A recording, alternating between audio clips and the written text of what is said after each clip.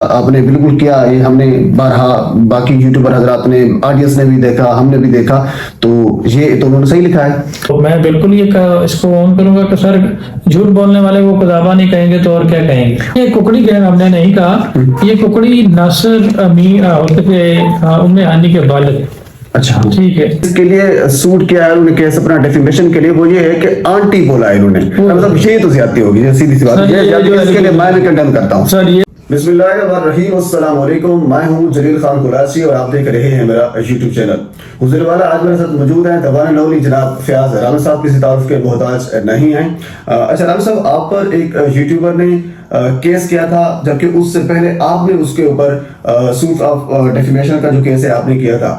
تو سب سے پہلے یہ مجھے بتا دیں کہ آپ کی کیس کا کیا بنا، جو آپ نے 50 کروڑ کا ہرجانہ کا نوٹس ان کو دیا تھا، اس کا کیا بنا. اور ساتھ ناظرین آپ کو میں جو ہے جج صاحب کی جانب سے ایک سوال اٹھایا گیا ہے، رحمت صاحب سے یہ پوچھا گیا ہے، جج صاحب نے یہ کہا ہے کہ whether the plaintiff is entitled to get a degree of 50 crore on account of defamation. لیکن یہ سوال تھا جو جج صاحب کی جانب سے رحمت صاحب سے کیا گیا ہے. تو اس سوال کے اوپر یعنی آپ کو اردو میں اگر میں بتا دوں تو جج صاحب بیسیکلی رحمت صاحب سے یہ پوچھ رہے تھے کہ آپ نے جو 50 کروڑ کا ہرجانے کا نوٹس دیا ہے کیا یہ بنتا تھا آپ کا، یعنی ایک سمپل الفاظ میں اس کا یہ معنی ہو سکتا ہے. تو مزید اس کو جو ڈیفائن کریں گے وہ رحمت صاحب اس کو ڈیٹیل سے بتائیں گے. جی رحمت صاحب، یہ جج صاحب نے آپ سے یہ سوال کیوں کیا اور اس کا بہتر جواب کیا ہو سکتا ہے؟ جی بہت شکریہ اپنا کلاچی صاحب. میں اس میں یہی کہوں گا کہ اس میں بیسیکلی جو میں نے سوٹ فار ڈیفیمیشن کیا تھا ایک متذکرہ یوٹیوبر کے اوپر، جیسا کہ آپ جانتے ہیں کہ پچھلے 7 مہینے سے اس نے والدین کو مزید شدید تضییق کا نشانہ بنایا،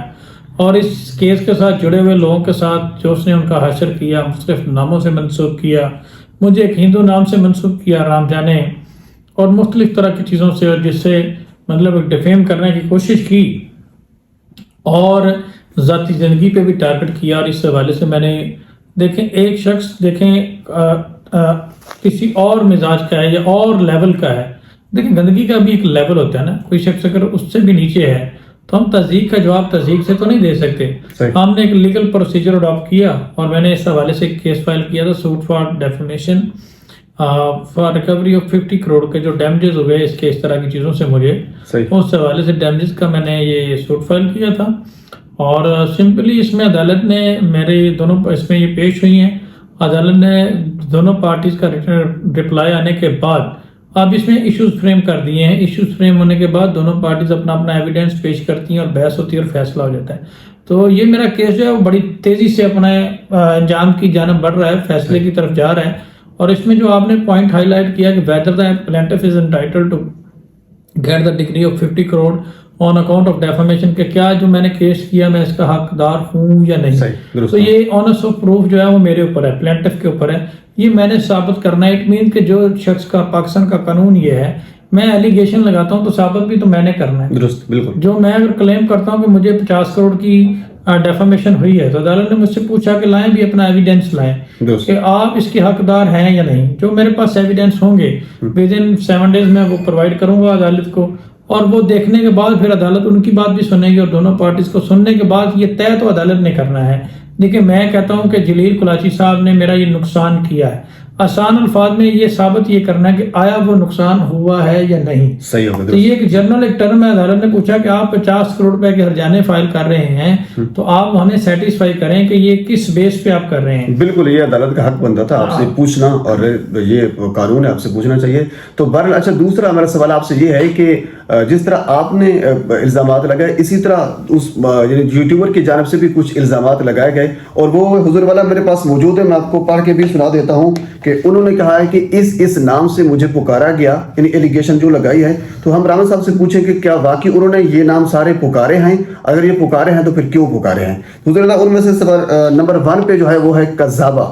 حضور والا آپ نے رحمت صاحب کذابہ کا لفظ جو ہے وہ استعمال کیا، آپ نے بالکل کیا. یہ ہم نے بارہا باقی یوٹیوبر حضرات نے، آڈینس نے بھی دیکھا، ہم نے بھی دیکھا. تو یہ تو انہوں نے صحیح لکھا ہے. سر دیکھیں یہ جو ورڈ ہے کذابہ، یہ بیسیکلی کرنٹ ریویوز سیریز والے ایک ہمارے دوست ہیں ڈاکٹر شجاعت، یہ ان کی پیداوار ہے. انہوں نے یہ ورڈ پیدا کیا تھا اور اس کے بعد گوگل نے اس کو آن کیا. اچھا، آپ گوگل میں جا ایک کذابہ ٹائپ کریں گے تو نیچے یہ محترمہ آ جائے گی. अच्छा वाकई सर 100%। कजाबा ने गूगल ने इनको ये सर सर्टिफिकेट दिया है कजाबा का। सही हो गया। और इसमें देखें, हम तो कजाब कहते हैं झूठ बोलने वाले को। दुरुस्त, बिल्कुल। तो पहली बात तो यह है कि ये सिलसिला कुलैची साहब हमने शुरू नहीं किया। बाकी अगर हमारे ऊपर एलिगेशन लग गया है कजाबा का, तो मैं बिल्कुल ये इसको ऑन करूंगा कि सर झूठ बोलने वाले को कजाबा नहीं कहेंगे तो और क्या कहेंगे। अच्छा, दूसरा हुजूर वाला है कजाबा गैंग, यानी एक कजाबा था, कजाबा गैंग। एक आपने कजाबा का, दूसरा गैंग भी ये बड़ा सीरियस एलिगेशन मेरे ऊपर लगा है। कजाबा गैंग कहता हूँ। तो ये सर जो बच्ची के प्लांटेड इंटरव्यूज और जो पाकिस्तान में चाइल्ड मैरिज को देखें, आप एक साथी हैं, आप रिपोर्ट कर रहे हैं, आप कभी कुरान उठाएंगे मेरे लिए? नहीं। तो इसने कुरान उठा लिया, आपने भी देखा। सही, दुरुस्त, बिल्कुल ठीक है। तो जो कुरान उठाता है जो शख्स, और एक गैंग के लिए, तो उसको तो फिर हम कजाबा गैंग ही कहेंगे ना। सही हो गया। अच्छा, दूसरा, चलो एक कजाबा की समझ आ गई, गैंग की भी समझ आ गई, यानी आपने किस बुनियाद पर कहा। दूसरा आपने कहा था कि कजाबा उर्फ कुकड़ी गैंग, ये कुकड़ी का क्या चक्कर है? सर ये कुकड़ी गैंग हमने नहीं कहा, ये कुकड़ी नासिर अमीर होते थे, उम्मे हानी के वालिद। अच्छा, ठीक है। ये कुकड़ी का लफ्ज उन्होंने अजाब दिया था। इन्होंने क्लेम किया था कि जी नासिर साहब के ऊपर कोई तोहमत लगाई थी, तो उन्होंने कहा कि मुर्गे वाली अम्मा और कुकड़ी, इसको तुम अपने पास रखो और मेरे साथ मुझे इसमें ना घसीटो। तो ये कुकड़ी का उन्होंने किया, और फिर ये इनकी कुकड़ियां अक्सर कंप्लेंट करती थी, तो कुकड़ी का नाम इन्होंने इसमें बेसिकली नासिर साहब ने इनको दिया था। सही।